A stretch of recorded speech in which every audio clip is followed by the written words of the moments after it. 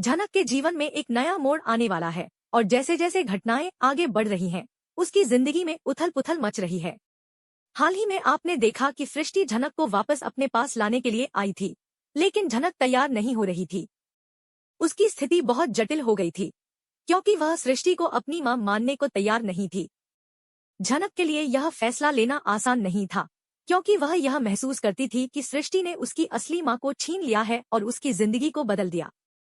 सृष्टि उसे यह समझाने की कोशिश करती है कि वह अब बदल चुकी है और उसकी मां उसे प्यार से बुलाने आई है। सृष्टि कहती है, मैं पहले वाली सृष्टि नहीं हूँ, मैं अब बहुत बदल चुकी हूँ, तुम्हारे पास आ चुकी हूँ, बेटे प्लीज मेरे साथ चलो। लेकिन झनक ने सृष्टि की बातों को नकारते हुए कहा कि वह उसे अपनी मां नहीं मान सकती और अब वह कभी भी उसे अपना परिवार नहीं मान सकती। वहीं अर्सी जो वहां खड़ी थी, उसने भी इस स्थिति में दखल दिया। वह सृष्टि से कहती है, आप इस तरह से झनक का दिल नहीं बदल सकती, आप उसे कहीं जाने के लिए नहीं कह सकती। सृष्टि जो खुद के पापों को सुधारने की कोशिश कर रही थी, यह चाहती थी कि झनक उसके साथ जाए ताकि वह अपनी गलती को सुधार सके और झनक की जिंदगी को एक नया मोड़ दे सके। लेकिन अनिरुद्ध जो वहां मौजूद था ने यह स्पष्ट किया कि वह झनक को कहीं जाने की अनुमति नहीं देगा, क्योंकि उसकी जान अब खतरे में है। अनिरुद्ध ने सृष्टि को चेतावनी दी कि अगर वह झनक को कहीं ले जाना चाहती है तो उसे पहले खुद को सही करना होगा। सृष्टि ने कहा, मैं अपने पापों को सुधारना चाहती हूँ, मुझे पुण्य करना है, प्लीज मुझे झनक को ले जाने का मौका दो। लेकिन अनिरुद्ध ने कहा, अगर आपको अपने पापों को सुधारना है तो आपको पहले खुद को ठीक करना होगा। झनक को कहीं भी नहीं जाना चाहिए, क्योंकि उसकी जान अब खतरे में है। यह सुनकर झनक और भी गुस्से में आ जाती है और कहती है, आपको अब याद आया है कि आपकी एक बेटी भी थी, लेकिन मैं आपको कभी भी अपनी मां नहीं मान सकती। मेरी असली मां तो इस दुनिया में नहीं रही, मैं उसे ही अपनी मां मानती हूँ और आप कभी भी मेरी मां नहीं बन सकते। सृष्टि को यह बात गहरी चोट पहुंचाती है, लेकिन उसने हार नहीं मानी और झनक से कहती है, ठीक है, तुम मेरे साथ नहीं चलना चाहती तो कोई बात नहीं, लेकिन मैं तुम्हारे पास आती रहूंगी, तुम मुझसे मिलते रहोगी, मैं कभी भी तुमसे दूर नहीं जाऊंगी। लेकिन झनक ने सृष्टि के इस झूठे दिखावे को नकारते हुए कहा, मैं आपको अपनी मां नहीं मान सकती, इसलिए कृपया यह झूठा दिखावा बंद कीजिए। इसके बाद विपाशा भी सृष्टि से कहती है, आप इस तरह से हर्ष का दिल नहीं तोड़ सकती। लेकिन हर्ष ने साफ कहा, मुझे मॉम से कोई भी रिश्ता नहीं रखना है, और अगर आपको कोई रिश्ता रखना है तो झनक से रखो। इसके बाद सृष्टि निराश होकर वहां से चली जाती है। अब झनक और अर्सी के बीच के रिश्ते में एक नया बदलाव आ गया था। झनक ने अर्सी के साथ अपना समय बिताना शुरू कर दिया था और उसकी साफ सफाई करने लगी थी। अर्सी के साथ बिताए गए समय ने झनक को यह महसूस कराया कि वह अब एक नई जिंदगी की शुरुआत कर सकती है। लेकिन अर्सी का व्यवहार झनक के लिए कुछ परेशानियों का कारण बन रहा था।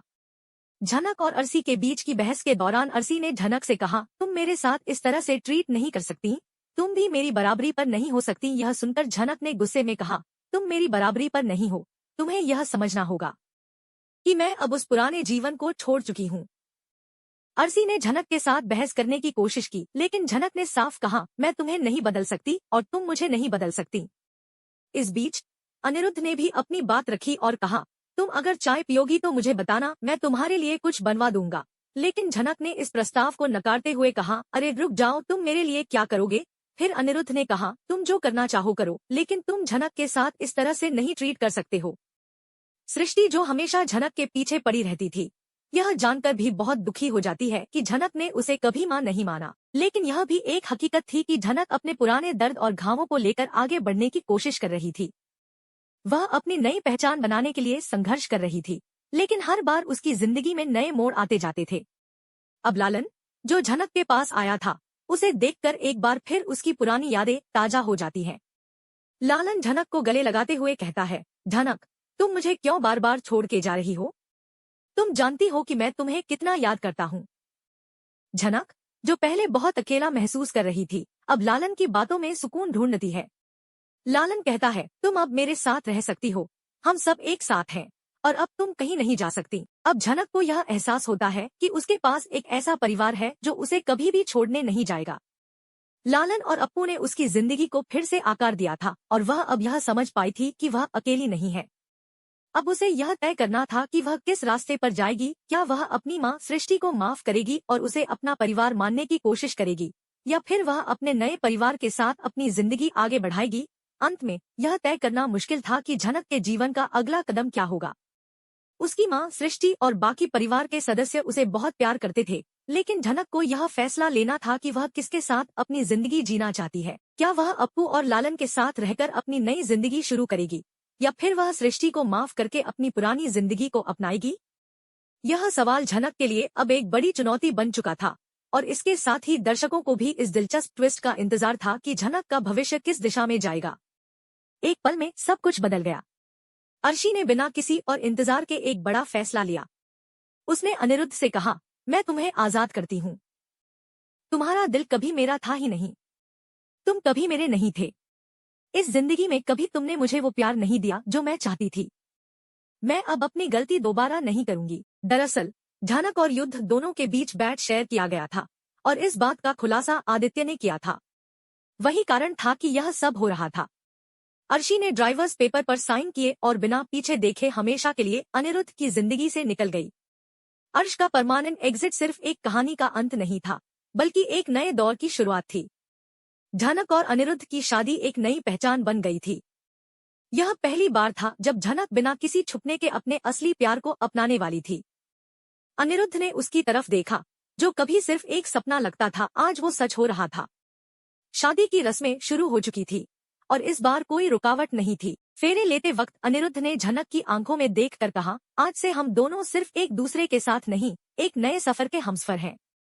झनक ने उसका हाथ थामा, जो रिश्ता इतने सालों से उलझनों में था और एक बंधन में बंध चुका था। अब वो बंधन सच्चे प्यार में बदल चुका था। इस सब के बाद झनक और अनिरुद्ध की जिंदगी एक नए मोड़ पर थी। दोनों ने एक नए शहर में शिफ्ट होने का फैसला किया, एक नए घर में जहां न तो अर्शी थी और न ही सृष्टि, न ही कोई पुरानी बातें, न ही कोई पुरानी यादें। यह सब एक नए सफर की शुरुआत थी। एक दिन झनक ने खुशखबरी दी। समय बदलने वाला था और उनकी जिंदगी एक नए रूप में आने वाली थी। झनक और अनिरुद्ध की जिंदगी का सबसे हसीन मोड़ तब आया जब झनक ने एक छोटी सी बेटी को जन्म दिया। जी हाँ, अब एक नई पीढ़ी की कहानी की शुरुआत हो चुकी थी। साक्षी राणा का जन्म सिर्फ एक खुशखबरी नहीं था, बल्कि एक नए दौर की शुरुआत थी। साक्षी राणा मुंबई की सबसे जबरदस्त पुलिस ऑफिसर बन चुकी थी। एक नए इरादे के साथ उसने अपने मिशन की शुरुआत की थी। उसकी माँ ने उसे सिखाया था कि सच्चाई कभी बिकती नहीं है, और पापा ने उसे यह सिखाया था कि किसी से डरना नहीं चाहिए। साक्षी ने ठान लिया था कि वह क्राइम को समाप्त करके ही दम लेगी। उसके हाथ में एक नया केस था, मास्क मैन, मुंबई का सबसे बड़ा राज। मुंबई की सड़कों पर एक नया अपराधी अपनी क्राइम दुनिया में इंसानियत का तमाशा बना रहा था। साक्षी राणा ने ठान लिया था कि यह केस उसकी जिंदगी का सबसे बड़ा केस होगा। एक दिन उसके टेबल पर एक चिट्ठी आई, जिसमें लिखा था, जस्टिस और ब्लड जूस, यह सिर्फ एक धमकी नहीं, बल्कि एक चैलेंज है। क्या साक्षी अपने पहले केस को सुलझा पाएगी? मुंबई की सड़कों पर एक नए पुलिस ऑफिसर की कहानी अब शुरू हो चुकी थी, और देखना यह था कि वह किस तरह से इसे आगे बढ़ाएगी। इसके बाद की कहानी में बदलाव की लहर आ गई। यहाँ से साक्षी राणा की कहानी एक नई दिशा में मोड़ ले रही थी। एक नए अध्याय की शुरुआत हुई, जिसमें साक्षी अपने परिवार और समाज के लिए कुछ बड़ा करने की ठान चुकी थी। लेकिन इस बीच शो के अन्य हिस्सों में एक नई चुनौती आ गई। शो के निर्माता और टीम ने तय किया कि अब कुछ नया किया जाए, क्योंकि कुछ समय से शो की कहानी में कुछ बदलाव और नई दिशा की आवश्यकता थी। लेकिन कुछ समय बाद एक नई स्थिति पैदा हो गई। अर्श की मौत का ट्रैक लाने की चर्चा होने लगी। विहान की मौत के बाद यह ट्रैक और भी स्पष्ट हो गया।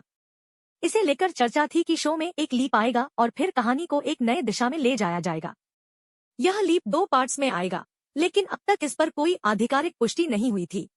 हालांकि अर्श के इस किरदार को लेकर कुछ और विचार किए जा रहे थे, क्योंकि वह शो में ग्लैमर, फैशन, लीड और हीरो के साथ भी समय बिताना चाहती थी।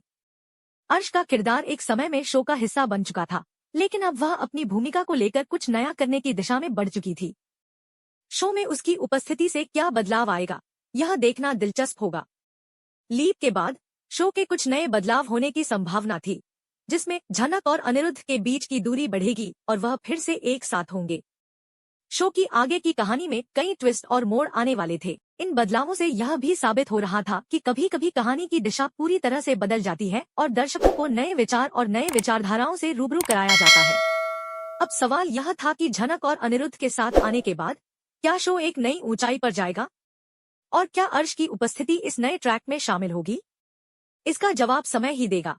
लेकिन दर्शक इस पूरी कहानी के आगे के ट्विस्ट और मोड़ों के लिए पूरी तरह से तैयार थे। तो दोस्तों, अब देखने की बात यह थी कि शो किस दिशा में बढ़ेगा और क्या झनक अपनी पूरी जिंदगी को इस नए सफर में सफलतापूर्वक आगे बढ़ा पाएगी या नहीं।